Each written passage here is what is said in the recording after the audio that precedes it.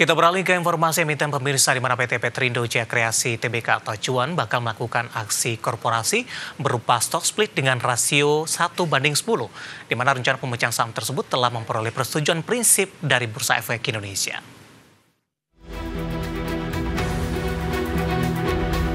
Dikutip dari Keterbukaan Informasi Bursa Efek Indonesia, PT Petrindo Jaya Kreasi Tbk atau Cuan akan melakukan aksi korporasi berupa stock split atau pecah nilai saham dengan rasio 1:10.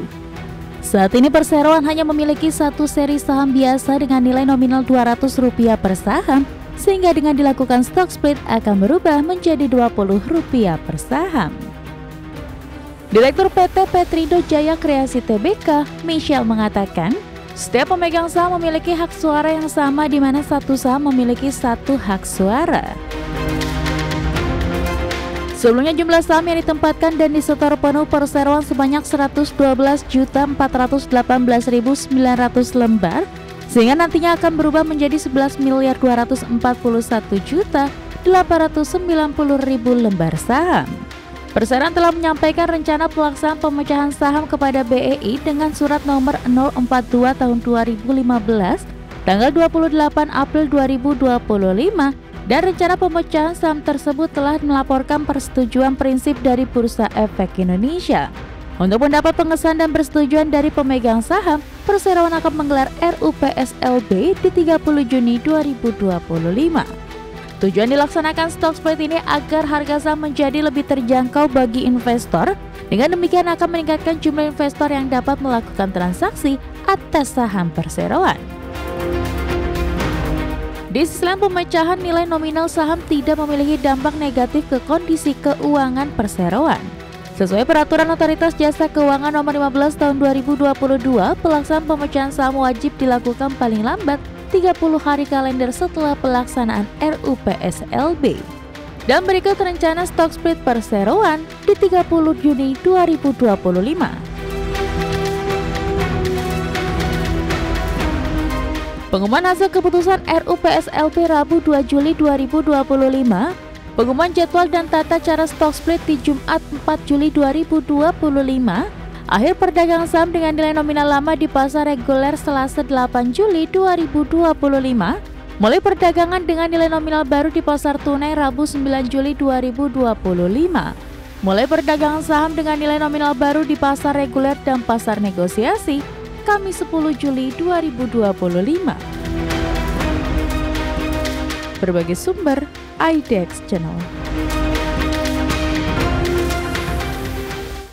Secara teknikal pemirsa, di sepanjang perdagangan hari ini saham Cuan juga ikut menjadi penopang penguatan indeks harga saham gabungan di tengah penguatan saham-saham grup Prayogo Pangestu. Langsung saja kita ke grafis yang pertama pemirsa, kita akan coba lihat seperti apa pergerakan intraday-nya untuk saham Cuan di sepanjang perdagangan hari ini. Dapat Anda saksikan grafis di layar televisi Anda pemirsa. Ditutup di perdagangan akhir pekan lalu di level 11.850, pembukaan sesi pertama mengalami penguatan ke 12.945 hingga pukul 10 mengalami penguatan signifikan hingga ke 13.375 intraday tertinggi di sepanjang perdagangan hari ini.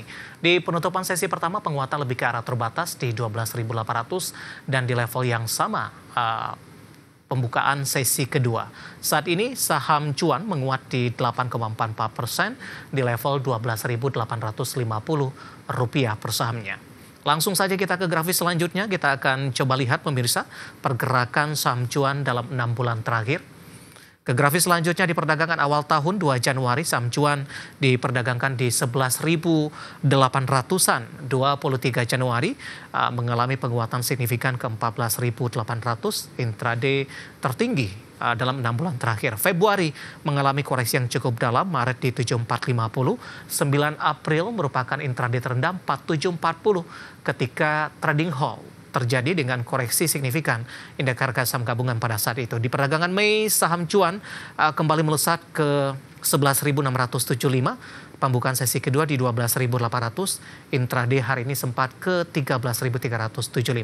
Dari sisi valuasi dengan beberapa indikator yang ada pemirsa, dapat Anda saksikan grafis selanjutnya di layar televisi Anda. Kita akan coba lihat valuasi saham Cuan dengan nilai yang cukup fantastis ini, terutama dari sisi PER-nya sudah di seribuan, 1264,99 kali, PSR-nya di 10,14 kali, PVV-nya sudah jauh di atas 10 kali di 28,38 kali, sementara PCFR minus di 24,79 kali. Ya, kombinasi secara fundamental, teknikal, dan juga dari sisi valuasi, dan semoga bisa menjadi salah satu referensi untuk Anda.